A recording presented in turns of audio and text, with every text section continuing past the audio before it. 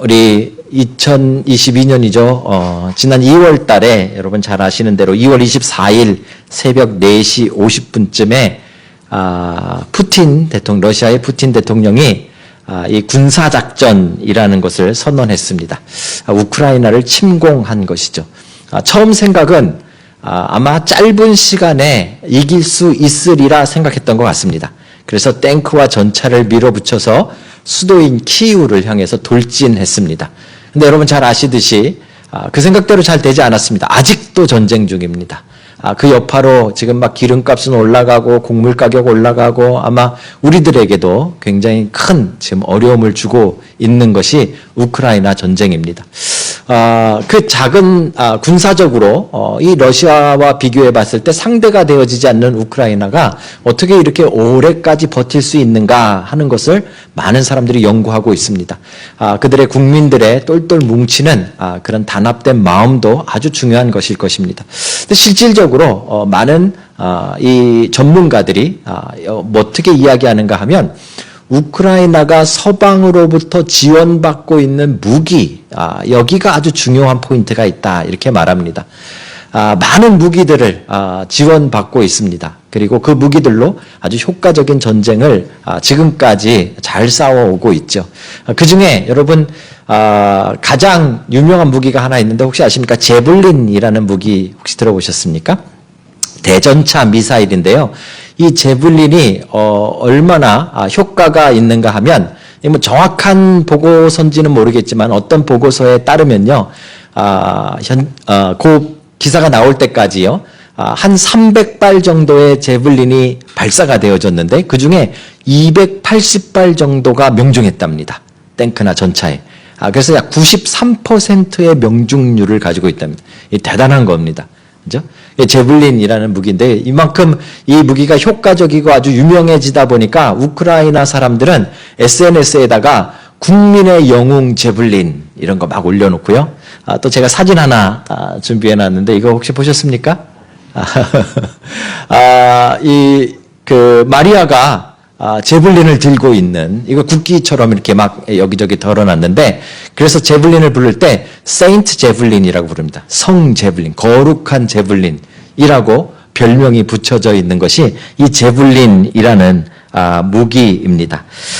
근데 제가 6월 14일, 그러니까 며칠 안 됐습니다. 6월 14일 날 워싱턴 포스트지에 난 인터뷰를 물론 번역된 걸로 봤지만 제가 봤는데요. 거기 아주 재밌는 인터뷰가 하나 실렸습니다. 마크 헤이워드라는 사람인데요. 미 육군 출신인데 지금 우크라이나에 참전해 있는 군인입니다.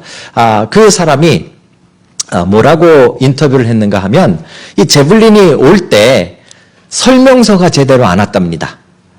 설명서가 제대로 안 오고 온 거는 대부분 영문으로 왔는데 이 우크라이나 사람들이 영어가 안 되니까 이게 번역기를 돌려가면서 그 설명서를 보고 그걸 사용한 겁니다. 그러다 보니까 뭐 대충은 사용을 했는데 이게 문제가 생기고 고장이 나기 시작하니까 이걸 지금 수리가 안 돼가지고 고쳐지지가 않고 뭐가 문제인지를 알 수 없어서 큰 혼란에 빠졌다 하는 인터뷰가 6월 14일자 워싱턴 포스트에 실렸다라는 것이죠. 참 흥미롭지 않습니까? 전쟁에 정말 중요한 것 중에 하나가 무기입니다. 어떤 무기를 쓰느냐. 이게 군대의 숫자보다, 오늘날에는요, 군사의 숫자보다, 군인 숫자보다 이 어떤 무기를 쓰느냐가 더 중요한 문제가 되어져 버렸고요. 또 중요한 것은 그것을 얼마나 잘 쓰느냐 하는 것이 또 하나의 큰 이슈가 되었다는 것이죠. 점점 기계가 발달하고 무기도 발달하다 보니까 사용법이 그렇게 쉽지가 않습니다. 그래서 어떤 무기를 쓰느냐 그리고 어떻게 쓰느냐 하는 것이 오늘날 전쟁의 아주 중요한 핵심이 되어졌다라는 것을 제가 기사를 통해서 읽었습니다. 여러분 영적 전쟁도 마찬가지입니다. 우리 그리스도인들은 이렇게 실제로 총 들고 싸우진 않지만 우리의 삶을 영적 전쟁이라고 성경이 설명해 주고 있습니다. 근데 이 영적 전쟁에 있어서도 여러분들이 그 영적 전쟁에 승리하고 이기는데 열쇠가 어디 있는가 하면 어떤 무기를 어디에 어떻게 쓰느냐 하는 것에 달려있다라는 것이죠. 그렇죠? 어떤 무기가 있는가 하면 오늘 본문의 4절에 보시면 바울은 우리가 가진 무기에 대해서 이렇게 소개합니다. 우리의 싸우는 무기는 육신에 속한 것이 아니요 이 말은 우리가 영적 전쟁으로 싸우는 그 영적 전쟁 자체가 눈에 보이는 싸움이 아니기 때문에 우리가 사용하는 무기도 눈에 보이는 무기가 아니다라고 지금 설명을 하고 있는 것이죠. 그렇죠? 싸우는 무기는 육신에 속한 것이 아니다라고 설명을 하면서 이 무기가 그래도 이름이 있다라는 것을 이야기해 줍니다. 재미있게도요, 제블린이라는 저 무기의 이름처럼 우리가 영적 전쟁에 하나님이 우리에게 주신 우리가 가진 무기도 이름이 있습니다. 그 이름이 4절 뒷부분에 나오는데요. 어떤 견고한 진도 무너뜨리는 하나님의 능력이라 라는 이름입니다. Divine Power라는 이름이 우리가 가진 무기의 이름이라는 것이죠. 그렇죠?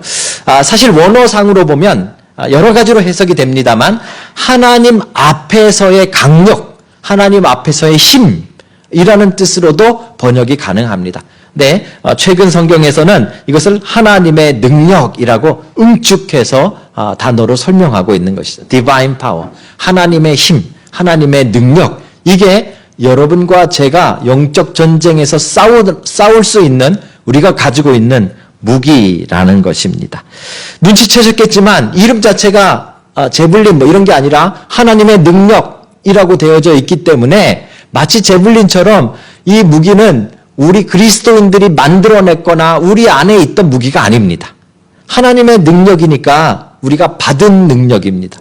받은 무기입니다. 누구에게요? 하나님으로부터 받은 무기다라고 이야기하고 있는 것이죠. 그렇기 때문에 마치 이 제블린의 사용법을 잘 알고 어디다 쓰느냐가 중요한 것처럼 오늘날에 우리도 이 하나님의 능력을 가진 사람들인데 이 하나님의 능력을 어디에 어떻게 쓰느냐 하는 것이 정말 중요한 문제가 되어지고 있다라는 것입니다. 오늘은 되게 짧은 4절, 5절 두 구절이지만 이 안에 여러분들이 지금 현재 가지고 있는 하나님의 능력을 어디에 어떻게 써야 되는지를 분명하게 말씀하고 계십니다. 이걸 안다면 오늘날 우리가 우리의 삶에 벌어지고 있는 이 보이지 않는 영적 전쟁에 지지 않고 이기리라고 믿습니다. 이 무기들로 여러분의 삶의 영적 전쟁의 판도가 바뀌는 은혜가 있으시길 주님의 이름으로 축복합니다. 제일 먼저요, 제가 제블린 이렇게 막 쳐서 여러 가지 조사를 하다 보니까 흥미로운 일이 이름이 또 하나 나왔는데요. 스팅어라는 또 하나의 무기가 나왔어요. 그래서 이 제블린이 좋냐, 뭐 스팅어가 좋냐, 막 이런 거 막 투표도 하고, 막 이렇게 막 토론도 하고 그러더라고요. 그러니까 또 이게 제블린처럼 유명한 무기가 하나 있는데 이름이 스팅어래요. 그죠? 근데 어떤 군사 전문가라고 하면서 누가 이걸 이렇게 써놨는데, 이렇게 이야기하더라고요. 두 개는 비교의 대상이 아니다. 그러니까 제블린은 대전차 미사일이랍니다. 그러니까 탱크나 아니면 장갑차에다가 쏘는 미사일이고, 스팅어는 전투기나 헬기에 쏘는 미사일이랍니다. 그래서 이 두 개는 서로 비교해서 어느 게 더 좋냐라고 말할 무기가 아니다. 이렇게 아주 딱 단정을 지어버렸더라고요. 굉장히 흥미롭지만 굉장히 중요합니다. 여러분, 우리가 영적인 무기를 가졌는데 이 영적인 무기에 있어서 제일 먼저 우리가 고려해야 될 것은 그 무기를 사용해야 될 대상이 어디냐 하는 것이죠. 그렇죠? 보이지 않는 무기이기 때문에 이 보이지 않는 대상을 향해서 써야 되는데 그 보이지 않는 대상이 뭐냐 하는 것이 제일 중요한 문제입니다. 우리가 하나님의 능력이라는 대단한 힘을 가졌지만 이걸 어디다 써야 될지를 모른다면, 그죠? 우리가 영적 전쟁에 결코 이길 수 없다라는 것이죠. 4절을 다시 한번 보십시오. 분명하게 그 대상을 이렇게 설명합니다. 우리의 싸우는 무기는 육신에 속한 것이 아니요 오직 어떤 견고한 진도 무너뜨리는 하나님의 능력이라. 우리가 공격해야 될 목표물은 뭐라고요? 견고한 진이라고 이야기합니다. 우리 아이들에겐 스트롱홀드라고 이야기했지만, 뭐 스트롱홀드도 있고, 뭐 포트레스 또는 요새 뭐 이런 겁니다. 그죠? 우리 안에 단단하고 아주 굳어져 있는 성벽 같은 진, 그죠? 이것을 무너뜨리는 것이 하나님의 능력이다. 이렇게 말하는 것이죠. 우리가 싸워야 될 대상은 견고한 진입니다. 그러니까 여러분들이 하나님의 능력을 가지고 옆에 있는 사람을 쓰러뜨리고 넘어뜨리는 게 아닙니다. 하나님의 능력으로 해야 될 일은 여러분 안에 있는 그 단단한 그 견고한 진을 무너뜨리는 것이다 라는 것이죠. 그 견고한 진이 무엇입니까? 첫째, 또 견고한 진이 무엇인가 하면 오늘 본문에서는 모든 이론을 무너뜨리며 4절에 이렇게 설명하고 있습니다. 모든 이론, 뒤에 가시면 모든 생각, 그죠? 우리 안에 있는 우리가 경험이나 또는 배움이나 또 여러 가지 통로를 통해서 가지고 있는 우리의 생각들, 우리의 이론들, 그죠? 단단해져 버린 이것을 무너뜨리는 데 쓰는 것이 하나님의 능력이다. 이렇게 이야기하는 것입니다. 무슨 말인지 감이 조금 잘 안 오실 텐데요. 예를 들어서 이런 겁니다. 요한복음 11장에 보시면 나사로가 죽고 예수님께서 친구 나사로가 죽었다는 이야기를 들으시고 이틀을 더 머뭅니다. 그죠? 시간을 끄신 거예요. 일부러 빨리 안 가시고. 그래서 나흘 만에 나사로의 무덤까지 가십니다. 그래서 죽은 지 나흘이 되어 있는 나사로의 무덤 앞에 서셔서 예수님이 제일 먼저 하신 일이 무엇인가 하면 그 무덤 앞에 있는 돌을 옮겨놓으라라고 명령하십니다. 이때 이 예수님의 명령에, 예수님의 말씀에 반기를 들고 거부했던 사람이 누군지 아십니까? 마르다라는 사람입니다. 이 나사로의 누나이기도 하고요. 예수님과 친분이 있었던 사람이죠. 이 사람이 뭐라고 이야기했는가 하면 주여 죽은 지가 나흘이 되었음에 벌써 냄새가 나나이다. 이 말은 뭐예요? 돌 옮기실 필요 없습니다. 돌 옮기시는 거 헛수고입니다. 이미 죽은 지 나흘이 됐으니까 냄새가 나고 있습니다. 왜 이런 말을 했을까요? 이런 말을 한 데는 배경이 있습니다. 유대인들의 이론입니다. 유대인들의 사고방식인데요. 유대인들은 사람이 죽으면 그 사람이 죽은 그 시신 위에 그 사람의 영혼이 3일 동안 머물러 있는다라고 생각합니다. 그래서 3일 동안에는 언제든지 이 몸이 조금 가능성이 생기면 영혼이 들어가서 살아날 수 있다는 말이죠. 근데 3일이 지나면 그 영혼이 떠나버린다라고 믿고 있었습니다. 그래서 3일 지나면 완전히 죽은 겁니다. 3일 지나면 절대로 살아나지 못합니다. 3일 지난 다음에는 죽은 사람이 살아난다는 것은 말도 안 되는 일입니다.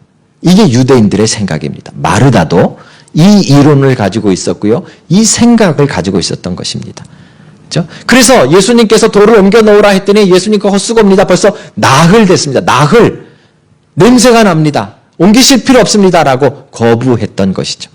하지만 예수님께서 그 돌을 옮기게 하시고 그 후에 뭐라고 말씀하십니까? 나사로야 나오라. 그랬더니요. 죽은 지 나흘 된 시신이 붕대를 칭칭 감고 나오는 기적을 요한복음 11장에 기록하고 있습니다. 이거는 그냥 죽었던 사람이 살아났다라는 어떤 기적을 말하는 것으로 끝나는 것이 아니라 그것을 지켜보고 있었던 수많은 유대인들 또 그 글을 읽는 수많은 사람들의 마음속에 3일 이상 된 사람은 살아날 수 없다라는 그 이론을 무너뜨리는 하나님의 능력을 보여주시는 것입니다. 그렇죠?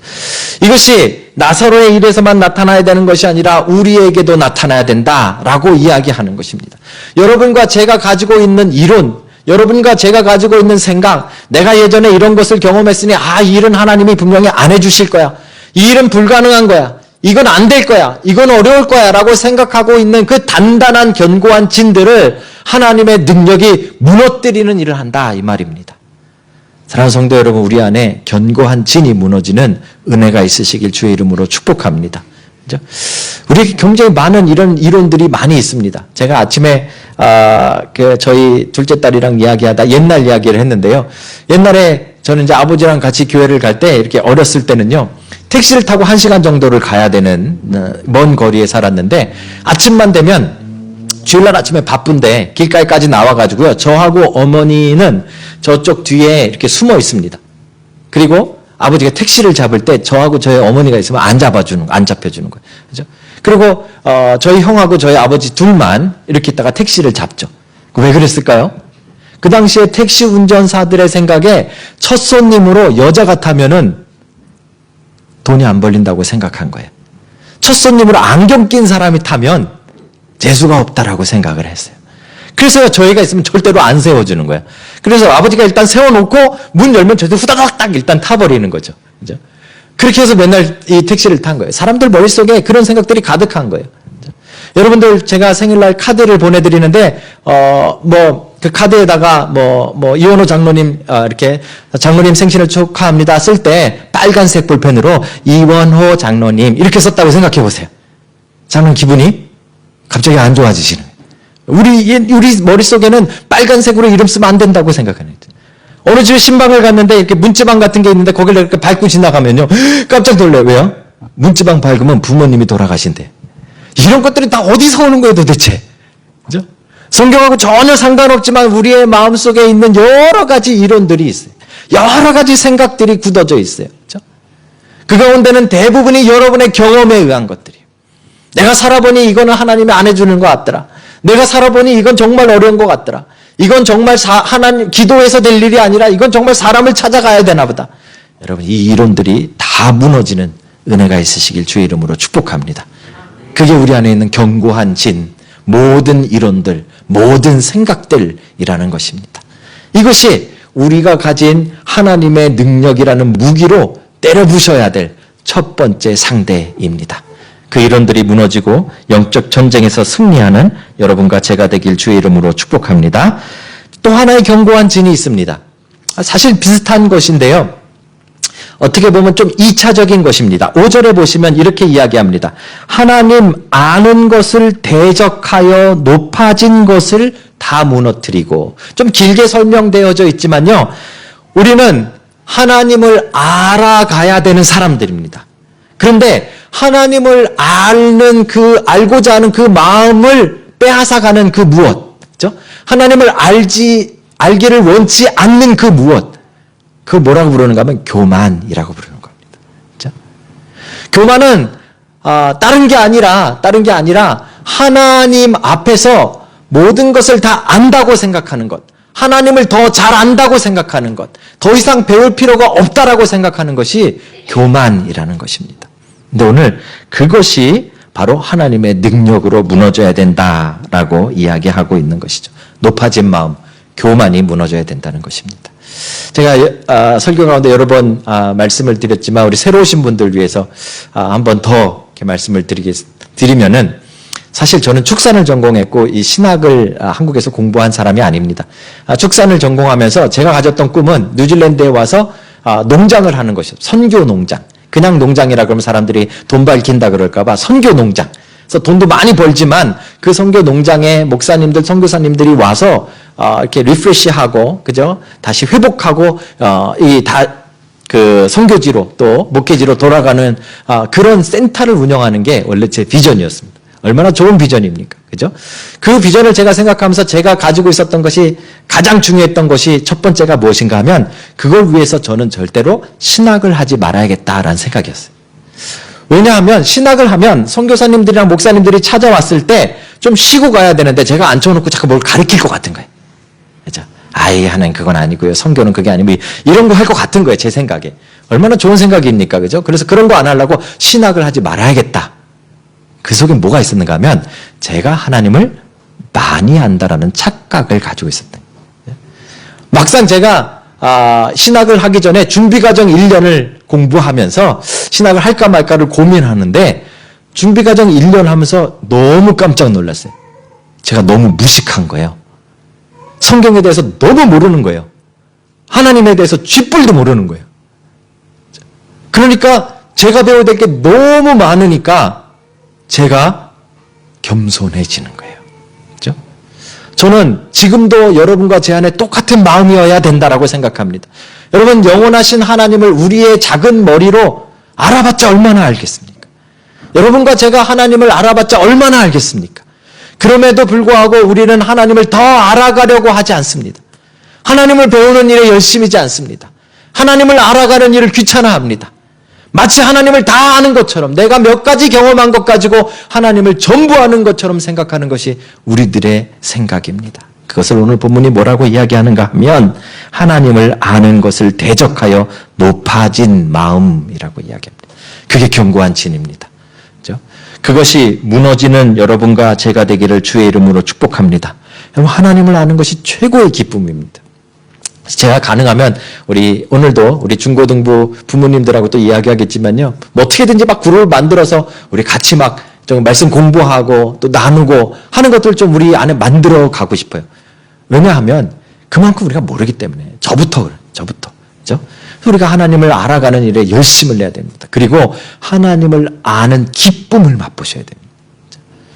그 하나님을 아는 기쁨을 여러분들이 경험하고 맛보는 여러분들 되시길 주의 이름으로 축복합니다. 그게 되려면 우리 안에 이 교만한 마음, 하나님을 아는 것에 대하여 대적하여 높아진 마음, 이게 무너져야 됩니다. 그것을 무너뜨리는 무기는 다름 아닌 하나님의 능력입니다. 그 하나님의 능력으로 우리 안에 교만이 무너지는 놀라운 일들이 경험되어지기를 주의 이름으로 축복합니다. 자, 마지막으로요. 이렇게 정말 이름 자체가 대단하지 않습니까? 우리가 인간인데 하나님의 능력을 무기로 잡았대요. 이게 자체가 좀 대단하지 않습니까? 그 말은 여러분 이 무기로 못 이길 것이 없다는 말입니다. 결국 이 전쟁 우리가 이긴다라는 말입니다. 그죠? 근데 문제는 처음에 말씀드렸듯이 이걸 제대로 써야 돼. 사용법을 제대로 알아야 된다는 거죠. 아까 제가 제블린 이야기를 했는데요. 제블린 정말 재밌는 그런 무기인 것 같아요. 이렇게 2인 1조가 돼서 이 무기를 사용하는데 한 사람은 이걸 이렇게 조준하는 적외선 카메라를 이렇게 가지고 있대요. 그걸로 어디를 맞춰야 될지를 이렇게 딱 이렇게 보는 거예요. 옛날에는요, 이렇게 해서 적외선을 쏴놓고 미사일을 쏘면 그 적외선을 따라서 이렇게 땅 했잖아요. 근데 그게 아니래요, 제블린은. 그게 아니고요. 적외선 카메라로 이렇게 찍으면 그 배경과 그 대상이 딱 찍혀서 그게 인식된대요. 그러면 이게 발사관에 있는 미사일에 그게 인식이 되는, 메모리가 돼버리는 거예요. 그러면 제블린 여러분, 이게 인터넷 치셔가지고 한번 보세요. 유튜브 같은 거 보시면요. 빵 쏘면은 이게 미사일이 이렇게 해서 위로 올라가요, 위로 올라가요. 그거 맞추러 가는 게 아니라 일단 올라가요. 올라가서 자기가 아까 카메라로 찍었던 인식했던 그 물체를 향해서 위에서부터 아래로 내리꽂는 거예요.